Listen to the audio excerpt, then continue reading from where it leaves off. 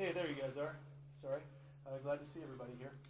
So, tonight, going to be talking about the hi-hat a bit. Reggie Michael Dowse. I don't know if you're here yet, Reggie, or not, but Reggie hit me up a couple days ago and said, hey, I want to know a little more about playing hi-hat. And so I said, why not? Let's do it. Hi-hat is something that's very, very, very, very near and dear to my heart. It's something that I enjoy tremendously. I keep typically 2 sets on my kit at all time. Right now, I'm trying not to blow you out with that microphone there. Right now, I've got a pair of 13-inch. Yeah, that's right, 13s. Back to the old school. I'm really digging the old 13s. K-Custom Darks. It's a custom dark hi-hat top with a Master Sound bottom on it. That's what this pair is. And then over here, 15-inch, what are these? K-Custom Special Drives. I had to remember. Yeah, so that's a 15-inch K-Custom Special Drive over there, and I'll play on more loudly here in a few minutes. But the hi-hat's one of those things that, well, honestly, a bass player friend of mine, when I was playing with Shiloh back in the day, Ben Helton, Ben said to me, the thing that he first notices about a drummer is their sound on the hi-hat. Nothing makes a person sound more amateur, he said, than the way they play a hi-hat. And I get that. You know, there's a lot of truth to that. Because if you hear a guy playing this, it doesn't take long to imagine exactly what he's about. So what I'm trying to do here is show you guys a few things that you can do with your hi-hat that can take your playing to a slightly higher level, a little better, bigger playing field. Because this little instrument right here, and I wish I could get a little more of that camera for you. Yeah, there we go. So yeah, I'm wearing shorts tonight. It's it's quarantine night. This guy here, it really can define quite a lot of things. First of all, of course, we know it's about playing time.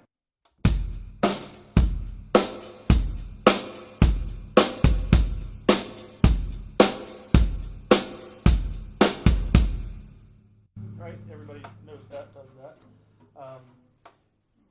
But simple little changes to it, even just that straightforward groove there, one small change here and a small change there can totally change the feel of the groove. So I'm going to play that same very simple, straightforward groove again, but with a couple of changes.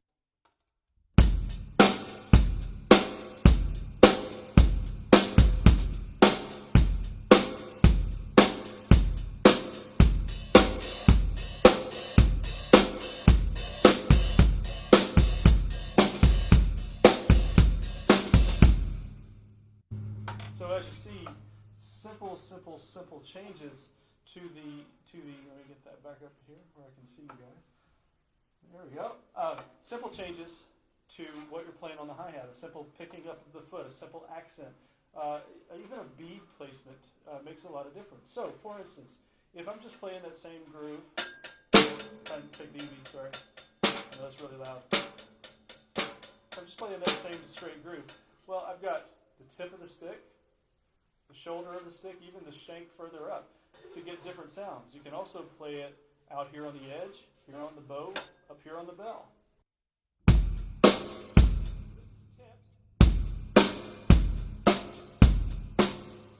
in and show you guys what I'm talking about. I'm going to move that around.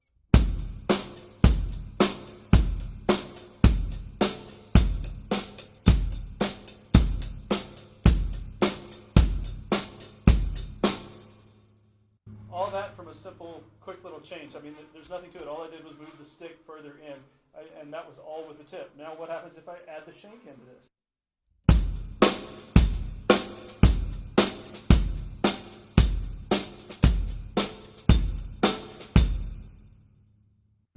And so immediately it gives it a little different lilt, right? A little different feel. So that's some really basic things that you can do on your hi-hat to just take a simple groove and take it up a slight level that suddenly makes you sound like you're this much better player. So Stuart Copeland being one of my all-time favorite drummers, What's up, Stuart?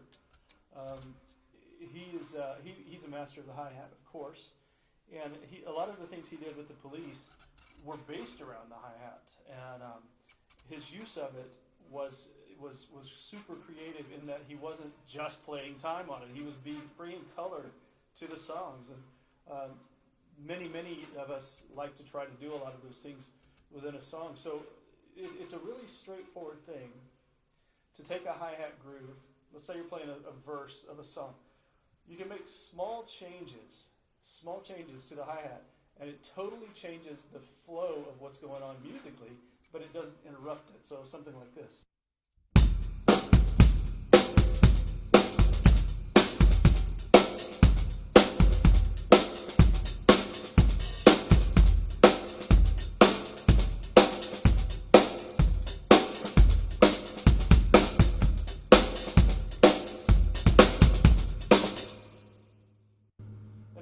Stuff, as fancy as it sounds, it's really just one added accent and a couple of doubles. That's really all I did there. The occasional bar. So speaking of that, some basic technique. Hi-hats are not just sitting there as targets for which you are to bang and create time on. So instead, my favorite way to use a hi-hat is within the groove, as you just saw. Let's say, for instance, it's a ride cymbal groove. Well, we all are taught early on that we're supposed to keep time on our left foot going the entire way through, and that makes perfect sense.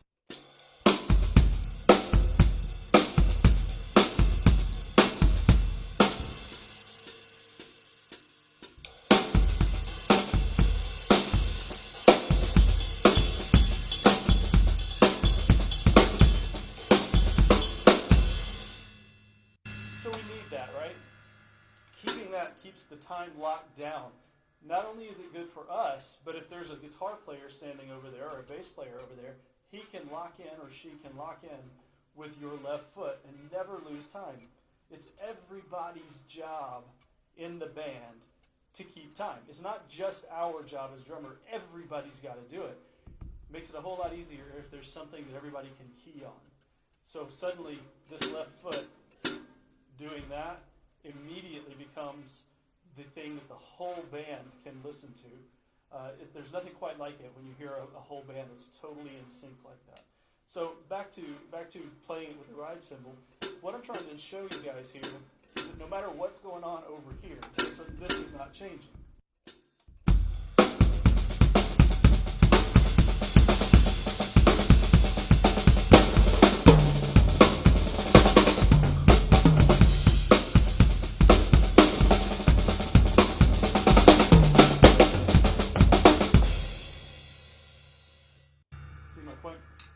So keeping that hi-hat going gives me a clue as the player exactly where the time is as well. So all of a sudden, hey, I know where one is.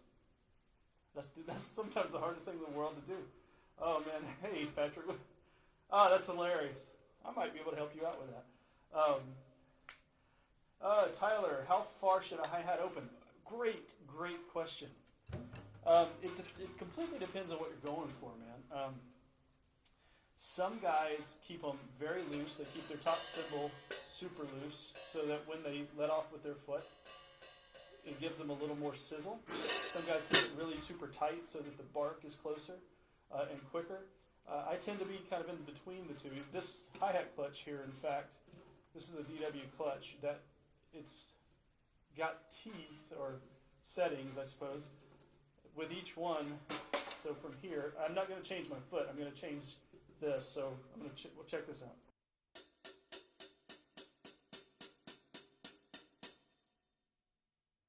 I don't know if you can hear how much that tightens up or not through this particular microphone. Check it out.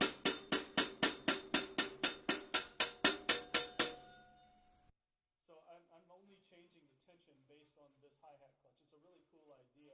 It allows the entire hi-hat to be essentially multiple pairs in one, or multiple tensions in one. So if I need it open for a song, closed for a song, super tight, I have that ability. Now, back to your question, Tyler. I tend to like the hi-hats, this wide. So what's that? 3/4 of an inch open. That's because I want to be sure. Well, I just realized you couldn't hear me. Sorry. So Tyler, back to your question. I like to have the hi-hats roughly 3/4 of an inch apart with my foot off. So my foot is currently off, is standing wide open at about 3/4 of an inch. Now why is that? Because I want the hi-hat pedal to respond to my foot without having to press it down. I don't want to work hard to get the hi-hat to be the tension that I want. So instead, I allow it to be a little closer. That way I can just kind of rest my foot. This is my foot just resting. I'm not putting any real pressure on it. The trick for me is when I want it open, if I want a bark sound, then I just have to let up a very small amount. I'm moving my foot, this much, to get that bark, to get that open sound. So you'll if you're trying to get the sloshy, what everybody associates with John Bonham thing,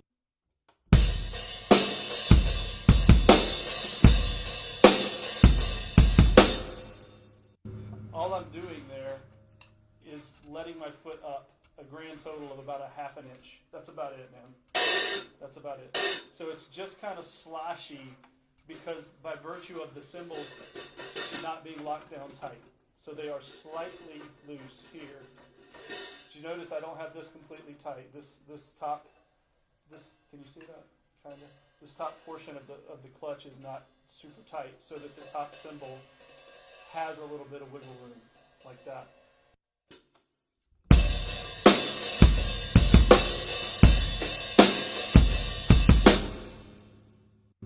So I hope that answers your question. Let me know if it didn't, and I'll try to answer it better. One of the things that I want to, hey, Miss Judy, did you send me a message the other day? I wasn't sure if that was really you or not. That's why I didn't answer you. Let me know if you actually sent that message. That's my second mama, y'all. That's right. What was I saying? Oh, yes. So there's this Steve Gadd thing that I ran across many, many, many years ago. Cool. That did it, Tyler? Good. There's a Steve Gadd thing I ran across, and I had been kind of doing this naturally before I was aware that it was a Steve Gadd thing. And when I learned that, I immediately started to do it better because I felt like I needed to pay homage to the man. I mean, it's Steve Gadd, for goodness sake. So, hey, there's Reggie. He's the reason for this hi-hat video. So the Steve Gadd thing, I get tired. We all get tired, and I have never loved playing 16th note hi-hat stuff.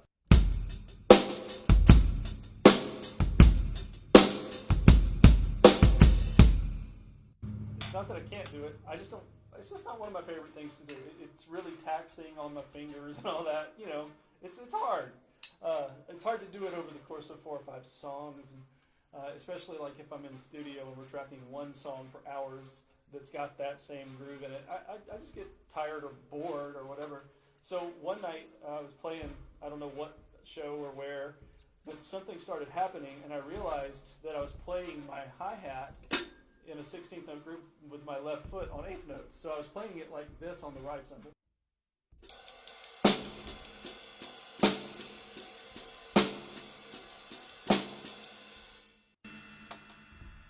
So it occurred to me, why couldn't I just do this? So if I was doing this with the right side,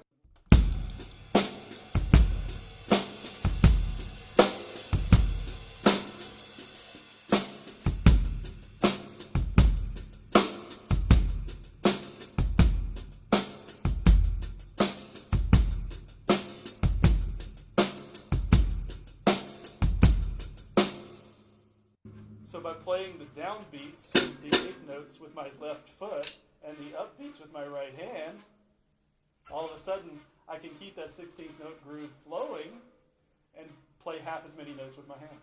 And it suddenly made the whole thing more fun to me as well. That's funny, David. That was really funny. So anyway, that's something that I've been working on. The real trick, and I saw Mike Johnson actually was talking about this a few days ago, is that you can't have any barks unintentionally.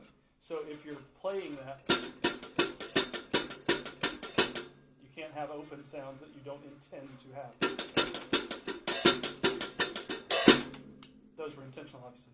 And that's by playing super, super accurate with your foot and then super, super accurate with your hand on top. That's how you keep that from happening.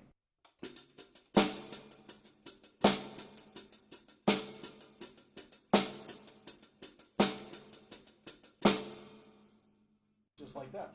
So that's one of the things that I have just kind of done naturally through the years. And it's a really great trick when you're playing those 16th note grooves. Whether you're tired or you're just looking for a change in the feel, it does give it a slightly different feel. Gad's great about doing this.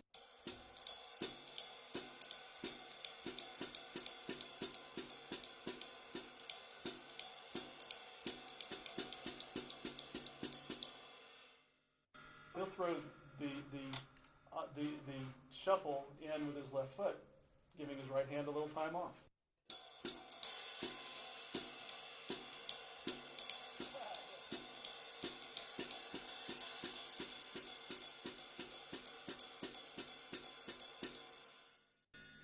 So that's something else, anything that Steve Gadd does, it's a good idea to learn, right?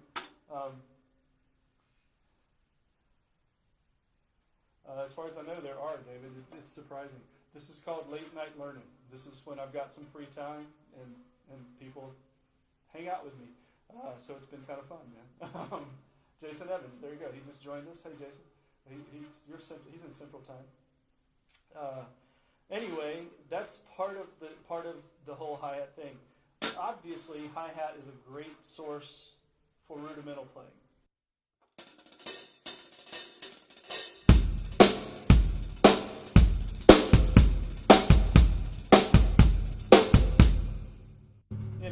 So you can take anything that you can do on a snare drum, move it to the hi-hat. Sometimes playing doubles like that, it's not necessarily the grooviest thing in the world, but it's something that you can do as an exercise, as a way to bring rudimental chops to the hat. Suddenly you can play paradiddle things in particular.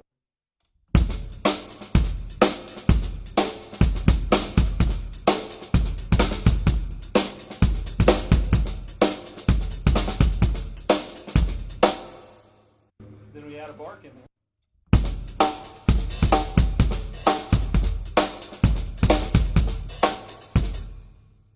Sorry, I came unglued there because I was thinking about something.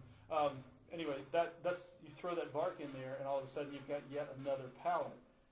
There's an entire music genre, based around the hi-hat playing one note. The entire thing. Tell me if you know what this is.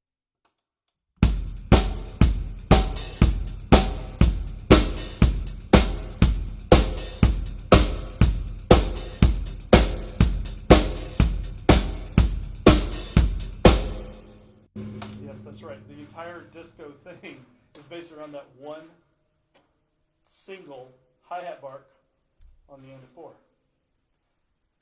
One thing. So that's how much color and how much change the hi-hat can bring. So back to the top of all this, you have tip on bow, tip on edge, tip on bell. Shoulder, right? So you can get several different sounds, all within one quick movement, like so. Like I said, I keep 2 different hi-hats on my kit most of the time. This is a dark 13-inch pair, so it's still got a little bit of brightness to it. But check out this one.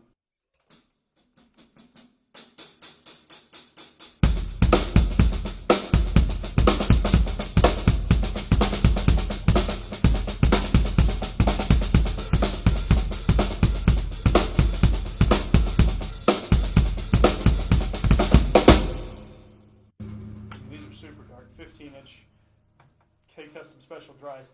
They're monumentally dark cymbals. Now, why do I keep them both on here? By the way, I can't seem to locate my drop clutch. It's in the room here somewhere. So I'm going to have to do this with my hand. Normally I would do that with the stick and lock it in place. But one of the fun things you can do... Oh, sorry.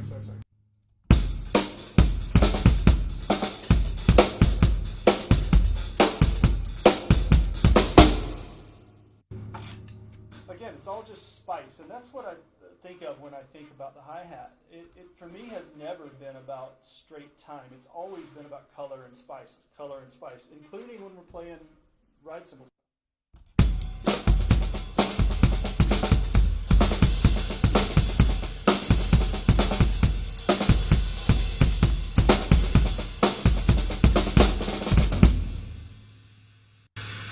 So adding that little spice, and you'll notice one thing that's been completely the same throughout this entire video is I never hit the hi-hat very hard.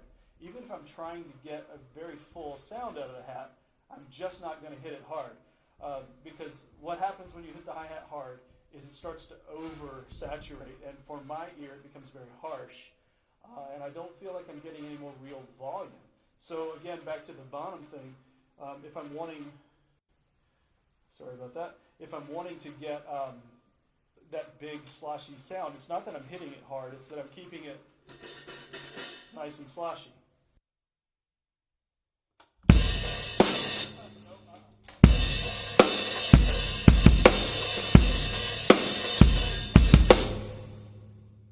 Right? So that was not hitting very hard at all. In fact, I could probably play it with this simple mic open, but I'm not going to subject your ears to that. That in and of itself is an art form, playing the sloshy hat. I don't see the need to have it banging out, having my arm come up to here. Economy of motion matters in this. So, here. That's really the four basic ideas that can change a song and a groove completely.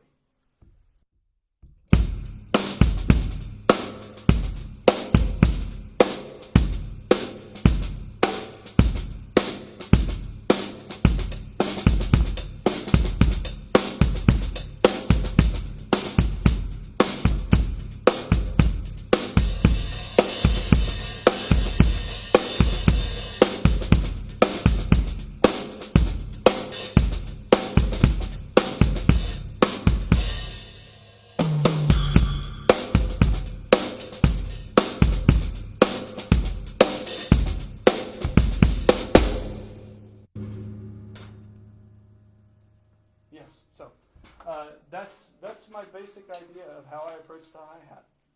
It's spice, it's color, it's flavor. I don't like them particularly large. Even these 15s over here, I typically would not play them as a main set.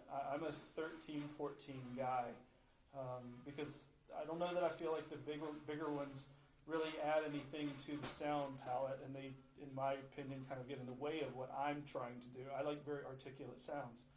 And that's me, Not everybody agrees with me, and that's perfectly fine.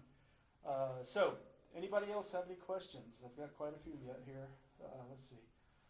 Oh, another bad night, huh, Reggie? Well, I hate to hear that, man. Glad you're safe. You're doing okay, though, right? Texas, man. You guys just get hammered all the time. So anybody else with questions before I sign off here? Patrick, thanks, brother. I really do think I can make that work. I'll see what I can do. And hey, what's up, Alan Shaw? How you doing, man? So I guess that's about it for tonight, then. If you guys have asked all the questions, I'm trying to give everybody a moment to type it in here because it sometimes takes a minute before we can continue. And there are some other techniques with the hi-hat that I didn't really talk about, heel splashes and whatnot. Thanks, Justin. That's a different technique for a different thing. That's good to hear, Reggie. Reggie, do you have any questions, man? Reggie is the reason for doing this. He hit me up a couple of days ago asking about some hi-hat stuff. So if you have anything specifically while I'm here and playing drums, let me know, man. By the way, Justin, it's that Yamaha EAD10 is what I'm using, and it's only one microphone that's handling this whole thing. It's got a talkback button that allows me to hit that, and suddenly I'm talking to you, and I think you guys can hear me. I wasn't able to do that the other night because I didn't know it had a talkback function on it. Anyway, and so just for the record, I'm playing CW MDD, machine direct drive hi-hat stand, 2 legs. It is actually locked onto my drum rack. And I've got a DW 9000 remote hi-hat with a 6-foot cable that's going over here to these 15s. That one. Those. Am I hitting my hats the same strength as I am my ride? What an interesting question. I'm not sure that I've thought about it. Hang on. I don't think so. Let me see.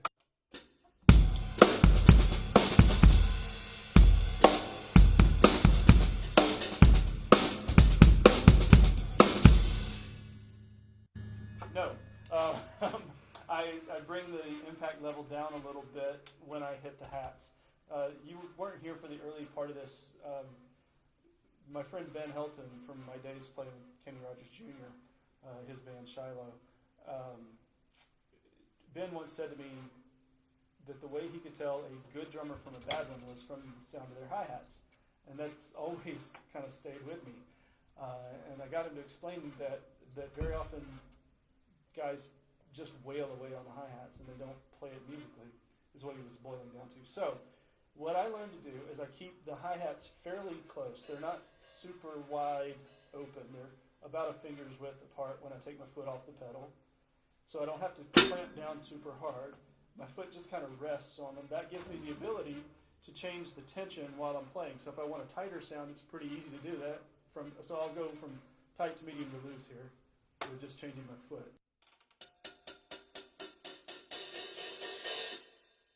So that's all I did. I just kind of picked up my foot just a tiny little bit, and that makes that kind of difference in it. Here we go again. I'll let you hear it again.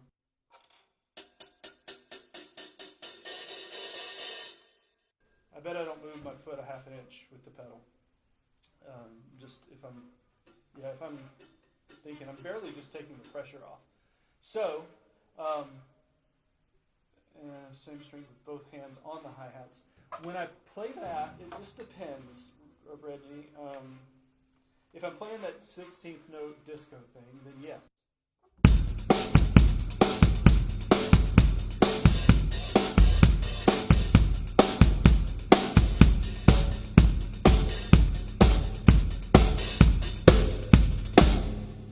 Right, so that I want the 16th notes to be as even as I can get them.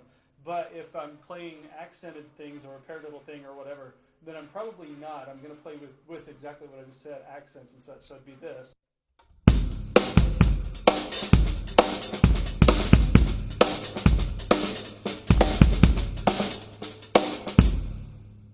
Sorry, that was awful. But you get the idea of what I was attempting to do, even though it wasn't very good. So I will play accents with whichever hand I'm wanting, and that's true if I'm doing a ride cymbal thing too.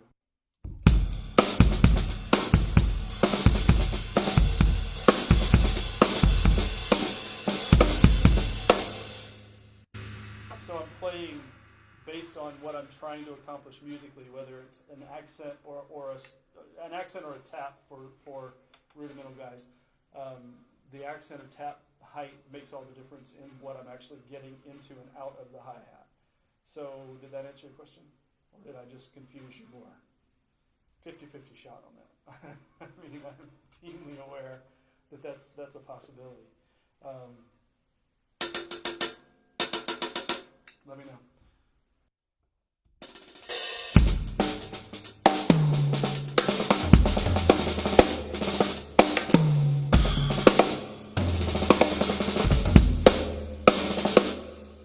Okay, good. That was. I haven't really thought about that in a while.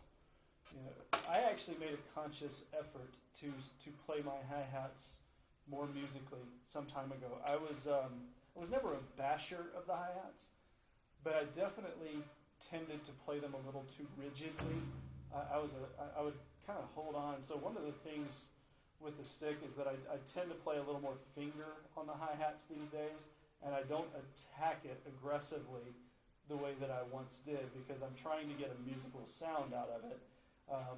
So that means that I have access to the whole pie, top to bottom, side to side, etc., and I can get shank, tip, whatever I want to create whatever sound I want out of it.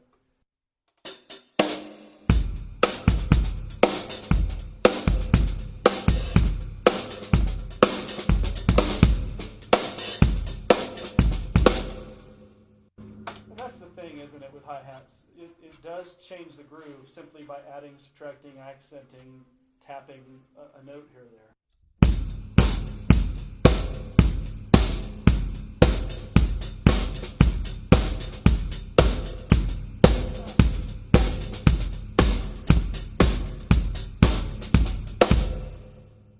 Simple little changes. I get ahead of myself and start thinking about something that I want to say. I need to roll back and actually, play the idea that I'm working on at the time. So anyway, that's the thing about how I approach the hat within the musical context. And I feel like I'm rambling a bit tonight, but these specific things are things that I've really, really worked on throughout my playing life. And I'll show you this again. This is that hammer it down thing.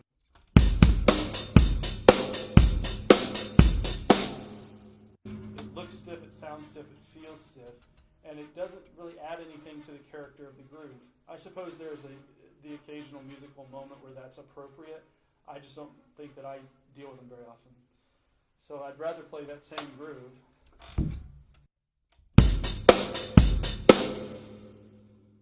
Like this.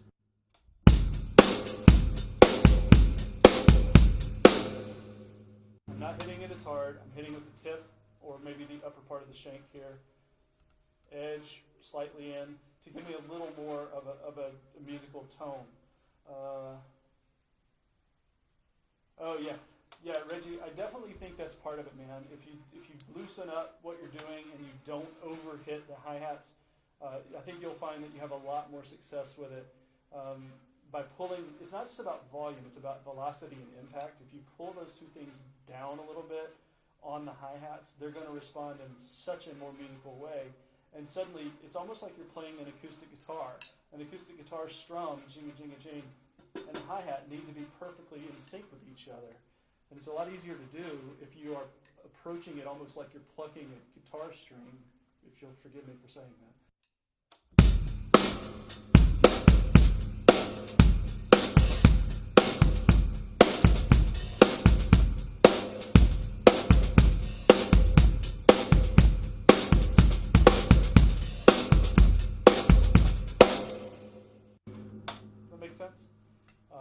And that's why when I switch over to the ride and start messing around over here, it's all about decorating and color. It's kind of the same with having the big hats over here.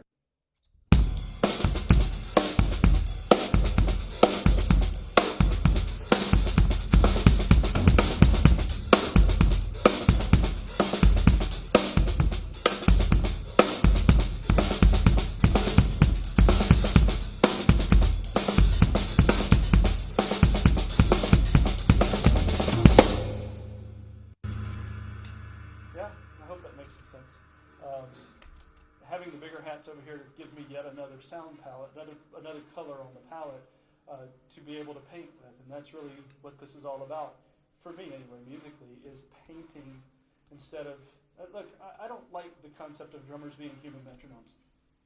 Buy a drum machine. You want a human metronome? Don't hire me. Buy a click track. Buy a drum machine. I want musical interaction. And that's why I don't always necessarily believe in the whole meat and potatoes play only, 4-on-4 or whatever. Because sometimes musically that's not appropriate. Sometimes it is, but sometimes it isn't. So for me, that's why I don't want the hi-hat to be relegated to simple timekeeper. It's a beautiful instrument that so many people are so great at. Like I said earlier, Stuart Copeland made a career off of it. How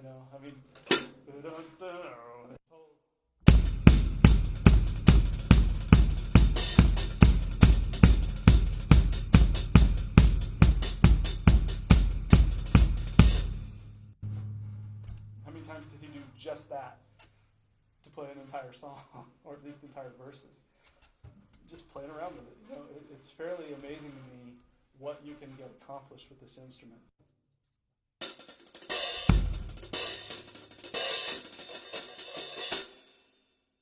All those fun little 30s and 40s tricks too. Can't forget those. But again, one of the things that I talked about a minute ago, the 16th note one-hand groove, switching that and making it a foot-hand thing. If you're playing this,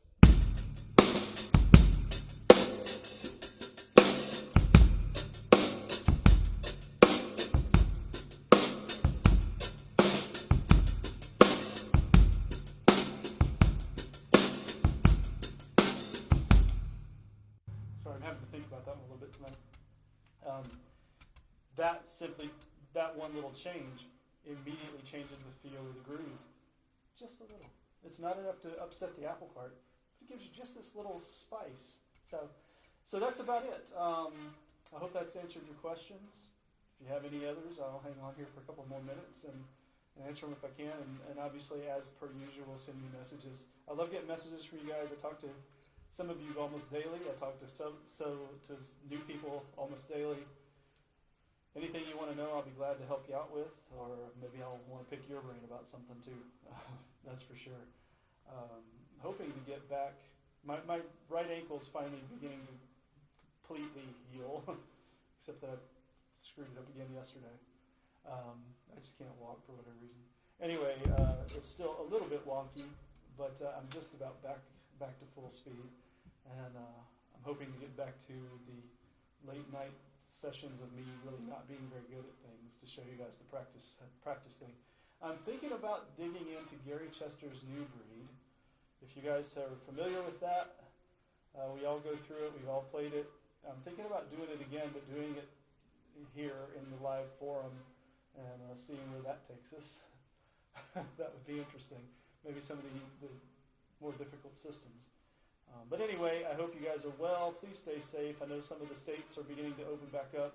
Make wise choices there, okay? Please. Definitely have seen this affect people personally. I have seen it affect people personally. So take care of yourselves, your family, your friends, your neighborhood, and ultimately your state, your country, and your world. And then we'll all be able to get back to playing music together again. Okay, I'm going to sign off tonight. Have a great night. Talk to you again soon.